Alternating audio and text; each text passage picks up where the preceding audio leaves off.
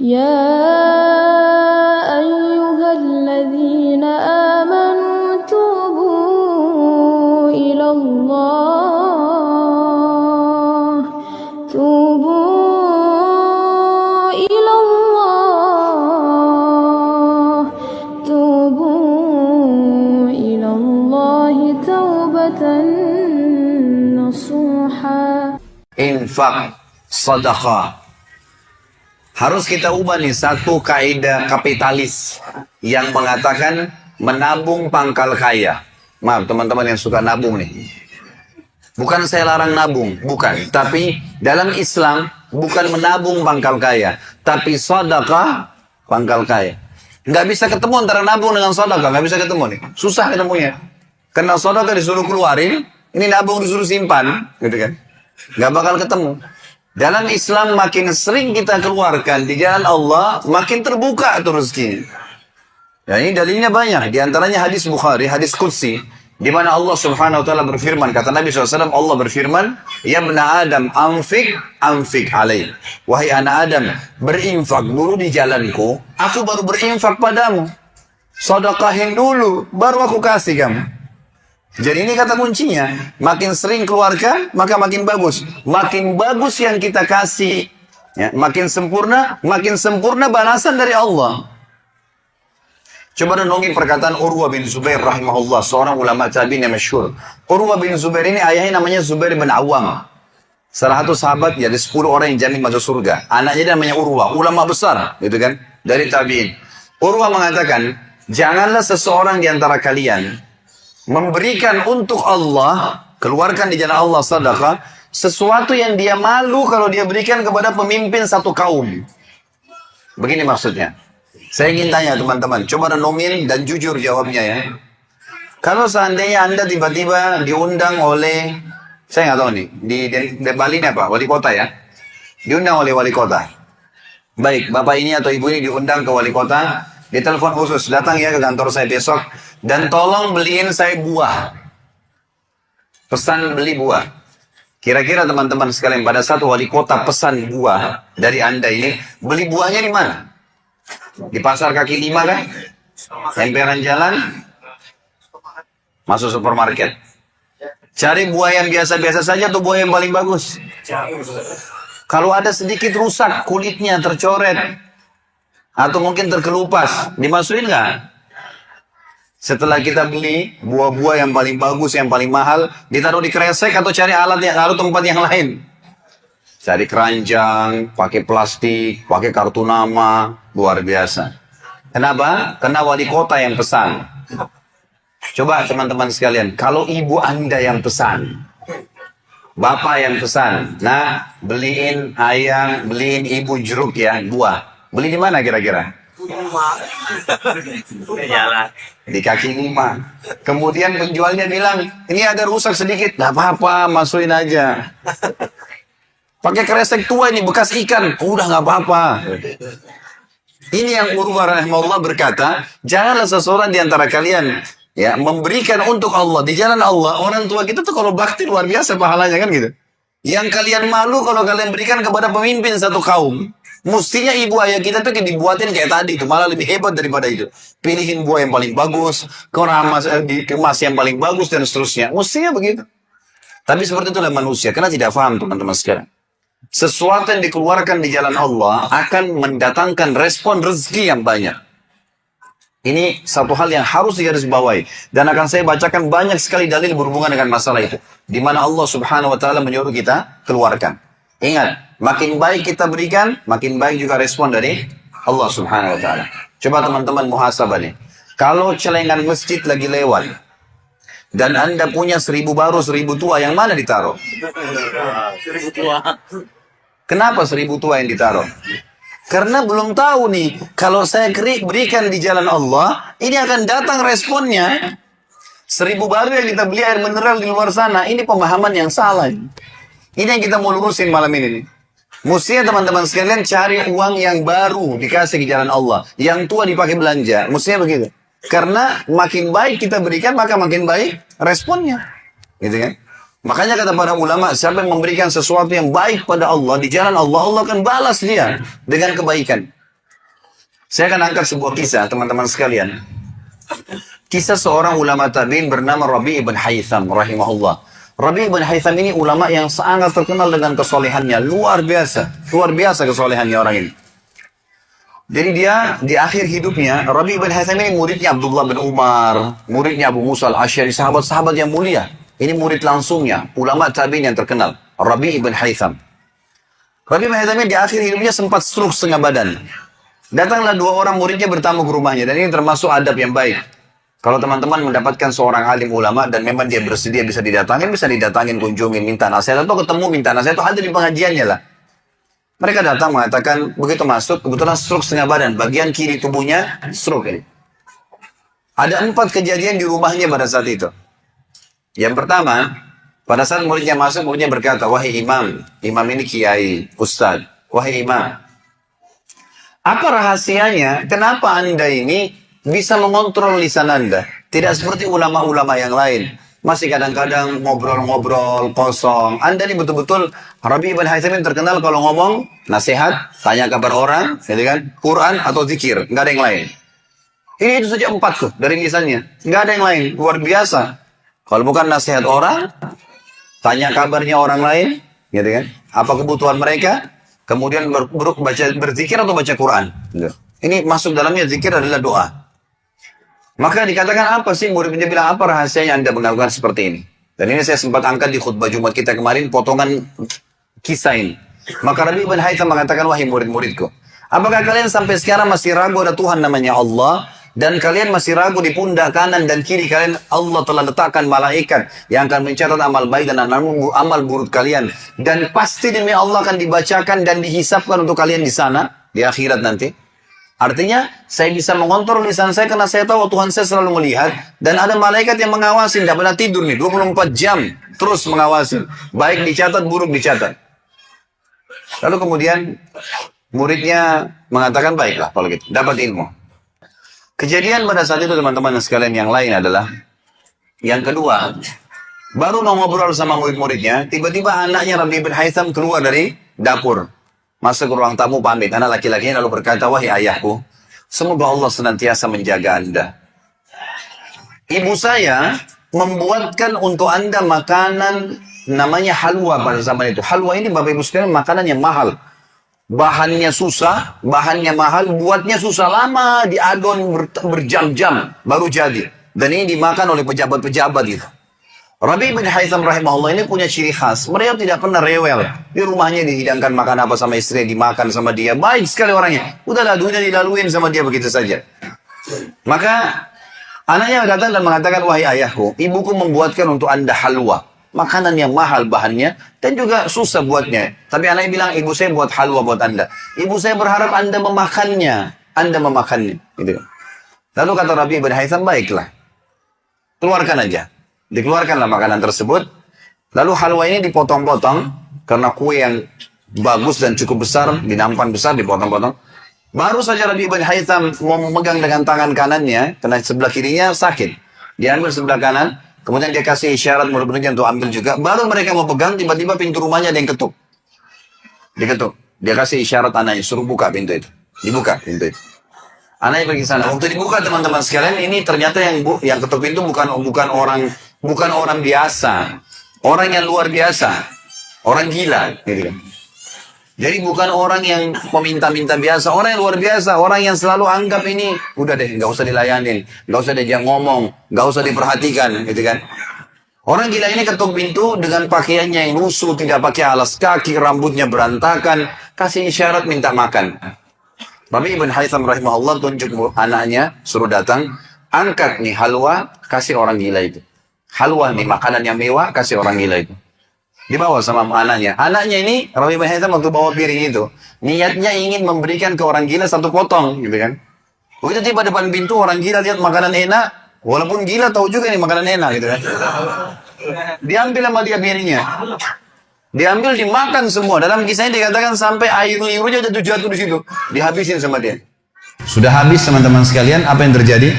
Orang gila nggak ngerti, dia nggak terima kasih, nggak apa, piringnya dilempar pergi. Anaknya Rabi' bin Haytham ini tahu nilainya makanan yang ibunya buat tadi. Diambil piring itu, ditutup pintunya, lalu dia kembali lagi. Kemudian dia bilang sama ayahnya, wahai ayahku, semoga Allah senantiasa menjaga Anda. Sebelum saya lanjutkan kisah teman-teman sekalian, saya sarankan juga bahwa teman-teman di sini yang sudah punya anak, biasakan selalu menggunakan doa antara suami istri dengan anak, itu penting sekali. Karena kata Nabi SAW, jangan ucapkan kata-kata doa yang bisa berbau doa buruk buat kalian, diri kalian, keluarga kalian, dan harta kalian. Karena bisa saja malaikat lewat dan mengaminkannya. Kita harus selalu doa yang baik gitu kan. Jadi Rabi bin Haytham membiasakan anaknya untuk dilatih berdoa yang baik. Jadi selalu kalau mau minta tolong, nah semoga Allah menjagamu, ambilkan ayah ini. Nah semoga begini, semoga Allah menjagamu, semoga Allah berikan kau rezeki, ambilkan ayah seperti ini. Jadi selalu diikuti dengan doa. Anaknya pun terbiasa mendoakan ayahnya. Dalam kondisi anaknya jengkel karena perilaku si orang gila tadi, dia kembali dan masih sempat mengatakan, ayah semoga Allah menjaga Anda. Tadi itu ayah yang minta-minta orang gila. Dia tidak mengerti nilainya makanan yang kita kasih. Kalau tadi Anda suruh saya ke dapur ngambil apa saja, roti lah, apalah, dia makan juga. Kenapa harus halwa yang ibu saya setengah mati buat, biayanya mahal, buatnya lama, gitu kan? Jadi anaknya butuh jawaban nih. Perhatikan apa jawabannya orang beriman kepada Allah dan tahu benar kata kunci bertambahnya rezeki justru dengan sedekah itu. Kata dia apa? Ya waladi illam yadri fallahu yadri.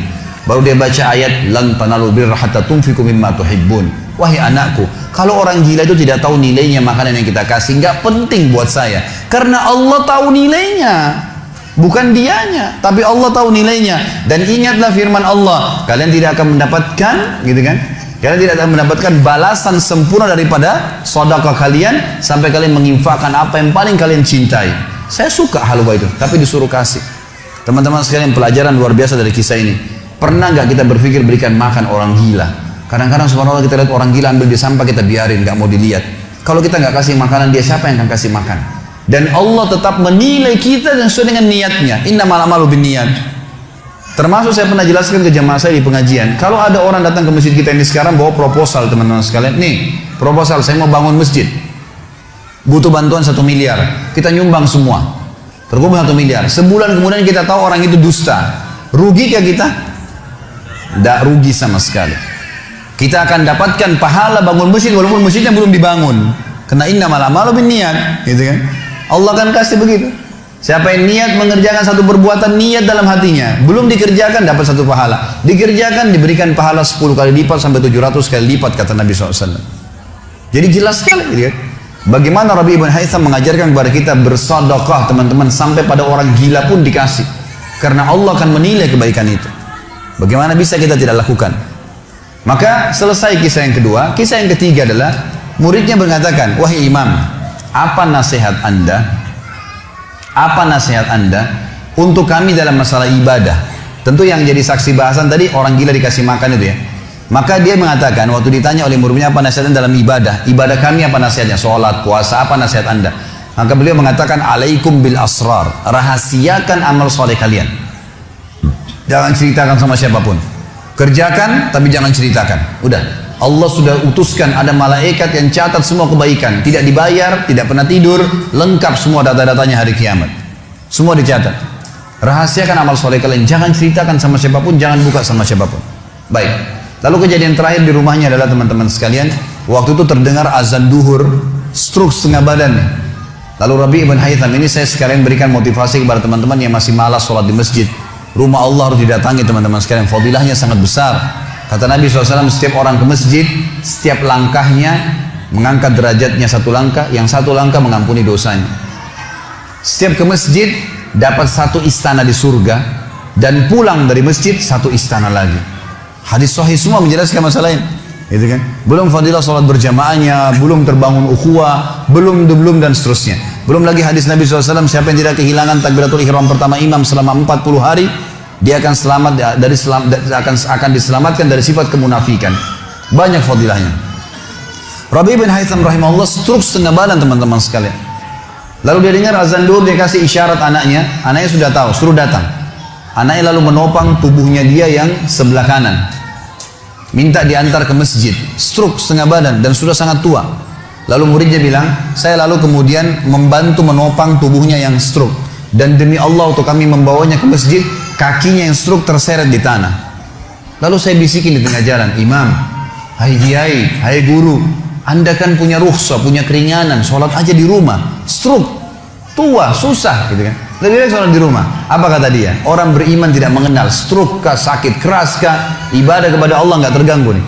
Kata dia, wahai muridku, aku mendengarkan dengan kupingku ini azan, hayya 'alas shalah, hayya 'alal falah, ayo sholat, ayo mendapatkan kemenangan dari Allah, hanya melalui lisan muadzin saja. Karena semua muadzin sama mengucapkan, mau orang Afrika, mau orang Arab, mau orang Melayu, azannya sama, hayya 'alas shalah, hayya 'alal falah. Allah memanggil saya mengatakan, ayo sholat, pencipta langit dan bumi, ayo mendapatkan kemenangan. Lalu saya sholat di rumah saya, demi Allah saya akan datangi masjid walaupun saya merangkak. Luar biasa nih, ya, keimanan membuat seseorang stroke pun bisa beribadah kepada Allah. Tapi dari kisah kita, ya, dari 4 kejadian di rumah Rabi' ibn Hasan adalah bagaimana dia bersedekah kepada orang fakir miskin tadi. Ada riwayat Bukhari yang lain teman-teman sekalian berbunyi, kata Nabi SAW dulu di zaman Bani Israel ada 2 orang. Di zaman Bani Israel ada 2 orang. 2 orang ini bersahabat, dua-duanya punya kebun. Dua-duanya punya kebun. Kebun ini mereka lagi nunggu hujan dan satu negeri itu belum turun hujan. Tiba-tiba si A sama si B. Si A ini melihat ada awan, kata Nabi SAW, lewat di atas kebunnya. Dan terdengar suara dari awan itu berkata, turunkanlah hujan di kebunnya fulan, kebun temannya dia di sebelah. Maka dia bilang, kata Nabi SAW, orang ini pun mengikuti awan tersebut. Ternyata betul, awan itu menggumpul semuanya di atas kebun temannya, hujan. Tapi cuma kebun temannya, yang lain nggak kena hujan. Maka Nabi SAW mengatakan, dia pun bertanya pada temannya, apa yang kamu lakukan dengan kebunmu? Sampai di musim panas seperti ini pun Allah masih menurunkan hujan untuk kebunmu saja. Apa yang dia bilang? Dia bilang, saya membagi keuntungan dari usaha saya ini menjadi 3. Keuntungannya bukan modal. Sepertiganya saya infakkan di jalan Allah, langsung saya keluarkan. Sepertiganya lagi saya tambahkan ke modal. Sepertiganya lagi saya gunakan untuk keperluan keluarga saya. Jadi ternyata teman-teman sekalian, sedekah itu betul-betul sangat luar biasa. Membuka pintu rezeki, jadi makin dikeluarkan, makin royal, makin datang. Saya sarankan teman-teman kalau bisa ikutin ceramah saya di YouTube, ada tentang Abdurrahman bin Auf, sahabat Nabi, serial sahabat. Kita sudah membahas 9 sahabat, Abu Bakar, Umar, Uthman, Ali, Talha, Zubair, kemudian Abdurrahman bin Auf, Talha bin Ubaidillah, terakhir itu Sa'id bin Zaid. Dan insya Allah hari Sabtu depan ini akan ada tablik akbar sahabat yang ke-10, Abu Ubaidah bin Jarrah. Abdurrahman bin Auf salah satu sifat ciri khasnya, semua sahabat suka bersedekah, tapi Abdurrahman ini luar biasa dalam sedekah, luar biasa. Beliau pernah kedatangan keuntungan 1 peti emas di satu malam, gak bisa tidur, gelisah. Istrinya tanya, kenapa Abdurrahman?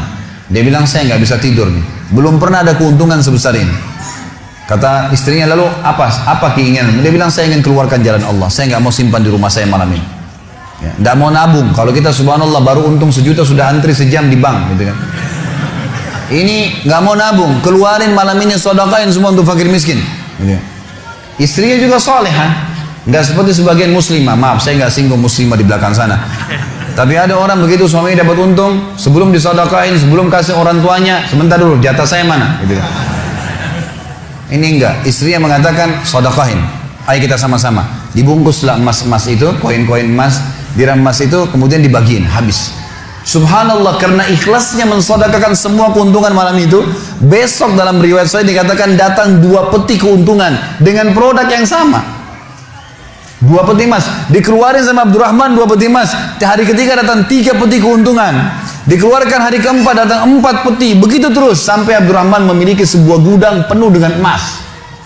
Waktu Abdurrahman radhiyallahu anhu meninggal dunia, waktu mau dibagi warisannya, itu emas-emasnya saking sudah ditumpuk-tumpuk sampai melengket satu sama yang lain. Waktu mau dipisahin, dibagi, itu harus pakai kampak. Dan yang mengkampak itu tangannya sampai memar, luka. Gitu. Saking banyaknya. Selalu sedekah. Setiap hari beli 33 budak dibebasin. Setiap hari beli budak bebasin. Setiap hari datangkan 30 kafilah, ya 30 ekor unta untuk diparkir, ditaruh di tengah-tengah jalan, di tengah-tengah jalan Madinah. Lalu pegawainya berteriak, Abdurrahman membagi-bagi buat kalian, silakan, semua ambil kebutuhannya. Luar biasa gitu. Kita subhanallah kadang-kadang bersedekah, kalau orang datang itu pun masih perhitungan, gitu kan. Ini nggak sengaja cari orang yang butuh lalu dikasih. Maka lihat bagaimana mereka memahami tentang masalah sedekah ini teman-teman sekalian. Dalam hadis yang dikatakan sedekah tutfi'u ghadabur rahman. Sedekah itu bisa meredam murkanya Allah. Keluarin, jangan ragu dengan masalah sedekah itu. Karena itu kata kunci datangnya rezeki. Mari kita dengarkan ayatnya. Yang pertama adalah surah Al-Baqarah, surah nomor 2 ayat 254. Allah Subhanahu wa taala berfirman, Al-Baqarah 254, A'udzu billahi minasyaitonir rajim, ya ayyuhalladzina amanu. Hai orang-orang yang telah beriman pada Allah, anfiku, keluarkan mimma razaqnakum, dari apa yang telah kami berikan untuk kalian rezeki, min qabli an ya'ti yaumun la bay'un fihi wala khullatun wala syafa'ah wal kafiruna humudz zalimun. Sebelum datang hari nanti kalian menyesal, nggak ada lagi hari transaksi, nggak ada lagi kasih sayang, tidak ada lagi pertolongan hari kiamat. Teman-teman sekalian, maaf kalau anda punya rezeki banyak di rekening, masya Allah, bagus. Tapi usahakan selalu ada sedekahnya, karena kalau kita biarkan numpuk, kita cuma bangga di angka tulisan, di print bukunya, oh iya banyaknya 2 miliar, 10 miliar. Kita cuma bangga dengan angka. Apa yang mau dibanggain? Pada saat antum meninggal, kalau antum tidak sedekahkan teman-teman sekalian, tidak punya masjid yang dibangun, nggak punya kegiatan amal jariah, nggak pernah punya sesuatu buat dia infakkan sebenarnya, gitu kan? Maka pastikan orang seperti ini akan menyesal pada saat meninggal. Coba ya saya sedekahin dulu. Makanya kata Nabi SAW, hartamu yang sebenarnya, harta yang kau sedekahkan selama kau hidup, itu harta sebenarnya. Dan harta yang bukan sebenarnya yang kau habiskan beli makanan dan pakaian, habis semua. Yang kau sedekahin. Seorang ulama salaf dulu pernah ditanya, setiap dia dapat keuntungan selalu sedekahin, selalu sedekahin. Dipakai untuk kebutuhan keluarganya, sisanya sedekah, nggak ditabung sama dia, dihabisin. Maka pada saat ya ada teman-temannya kumpul di rumahnya lalu berkata, wahai fulan, apa kau nggak sayang hasil kerimatmu? Bukannya ditabung malah dikeluarin terus. Kau nggak sayang sama hartamu tuh? Kata dia apa? Justru saya sayang sama harta saya. Karena saya sayang, jadi saya mau bawa harta saya sampai di akhirat. Ini sedekah saya bawa sampai di akhirat. Kalau saya simpan di sini, saya cuma tabung untuk dunia saja. Gitu.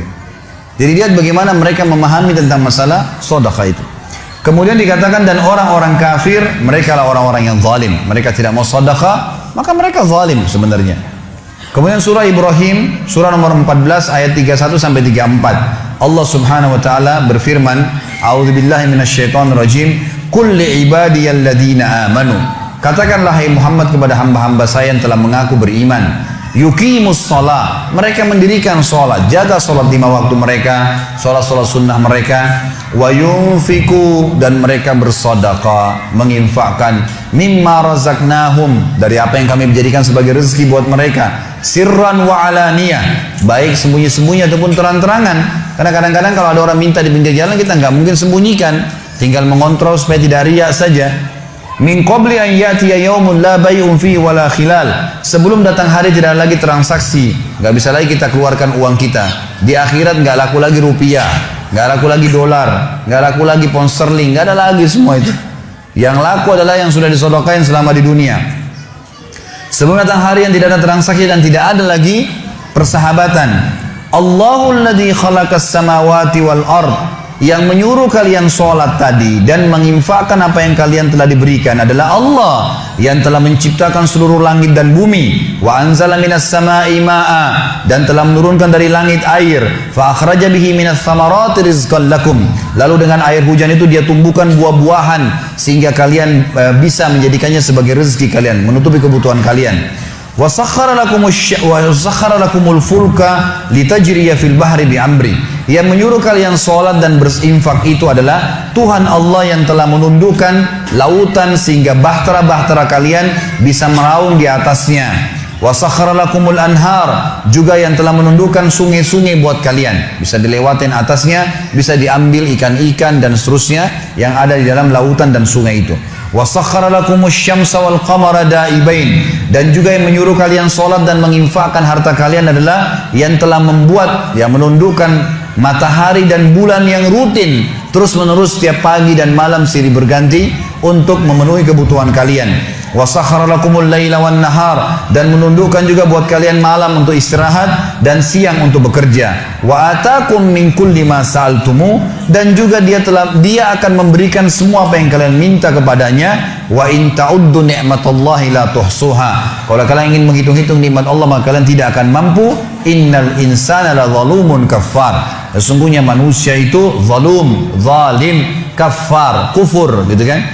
Dikatakan dalam sebuah hadis, kata Nabi SAW, manusia itu kufur kalau dia dikasih, ya, kalau Allah tahan rezekinya, maka dia terus menerus berdoa, terus menerus mengeluh, dan pada saat Allah kasih dia pelit untuk tidak keluarkan. Bagaimana bisa dia menganggap punya? Siapa di antara anda yang menganggap apa yang dia miliki sekarang punya dia? Mungkin kita semua mengatakan, oh ini rumah saya, ini mobil saya, ini punya saya, ini baju saya. Itu perkataan kita cuma simbolik di dunia. Buktinya pada saat kita meninggal, dibungkus dengan kain kafan. Semewah apapun mobil tidak bakal ikut ke liang lahat. Rumah tidak masuk liang lahat. Gak ada ceritanya, kita masuk, semua jadi warisan tuh. Itu buktinya, lahir tanpa pakaian, masuk kuburan juga dengan satu lembar pakaian, gitu. Berarti bukan milik kita. Maka kesempatan kita memperbanyak amal sedekah kita, sehingga memang mendapatkan pahala yang besar. Dan sekali lagi bahasan kita, sedekah mendatangkan rezeki yang banyak.